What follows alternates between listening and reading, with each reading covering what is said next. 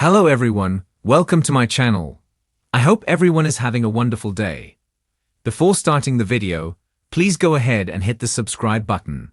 And give this video a like up, bold, and the beautiful spoilers for August 4 to 8, 2025 see Rebecca Budig, being crushed, and Jack Wagner, completely disgusted. As we always do on early edition day, we talk about what's coming the rest of this week, and then dive into what's coming the week ahead. If you are behind on episodes this week, I'll catch you up real quick.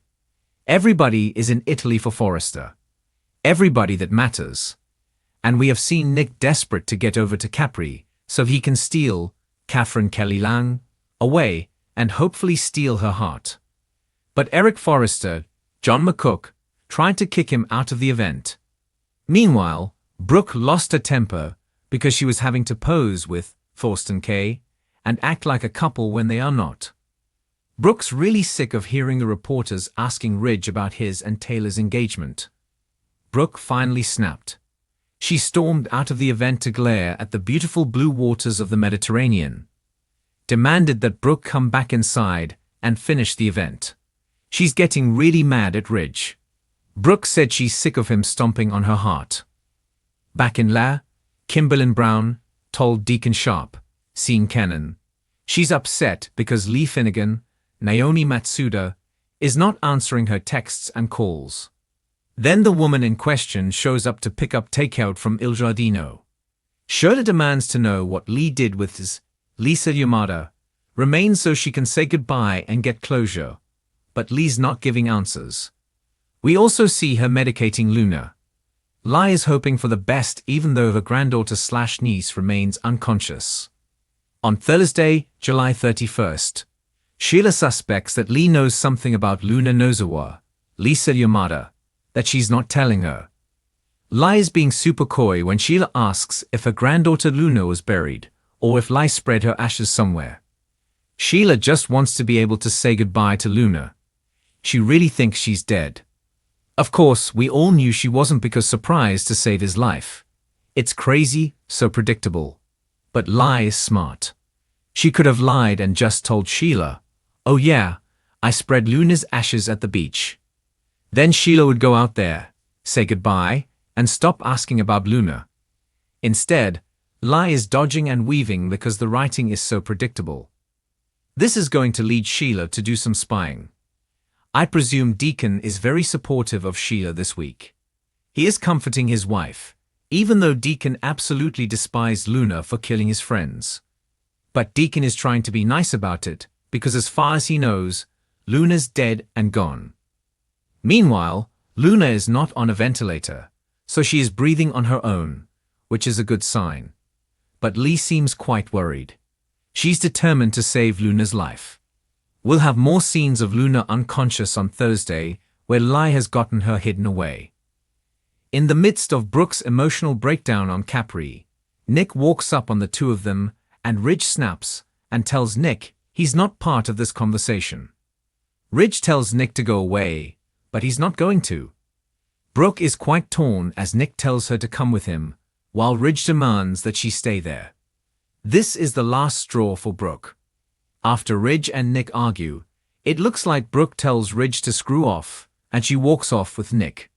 Brooke seems to have finally Ridge, which makes sense because he is the king of mixed signals. I do expect that Eric Forrester, John McCook, is lurking and watching. If he sees Brooke going off with Nick, Eric's going to demand that Ridge stop this and get back with the woman he's meant to be with.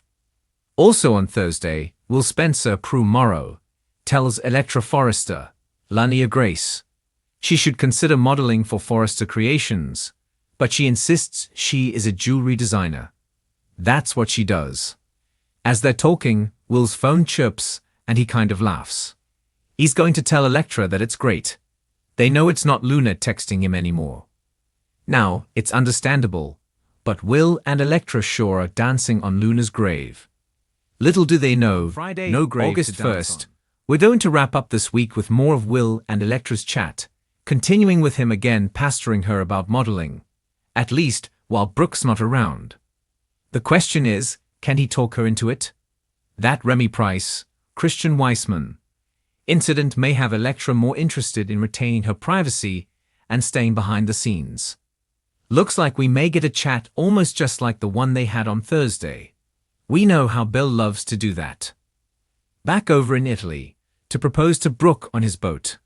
We're going to see her and Nick enjoying lunch out in Italy with a breathtaking view.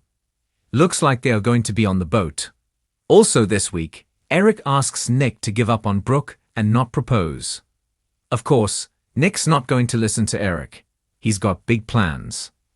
At some point early next week, we have huge things, life or death stuff happening in Italy. The big accident that we know is coming thanks to Brad Bell, giving an interview to an Italian magazine, not thinking it was going to wind up translated in America. And we translated that. The week of August 4th through the 8th, Finn, Tanner Novlan, uncovers a clue. He just noticed Liam Spencer's, Scott Clifton, incision is too small to have been used to remove a giant cancerous brain tumor. Here's what's funny. Grace cut open the back right side of Liam's head, very clear in the surgical scenes. Yet when Finn was checking the incision, he was on Liam's left side checking the back left of his head. There should be no incision there. This is some sloppy production work. Grace overheard Finn. She may try to run and cover her tracks or just run away before she is busted, because Bill Spencer, Don Diamond, told Liam the surgery cost $1 million.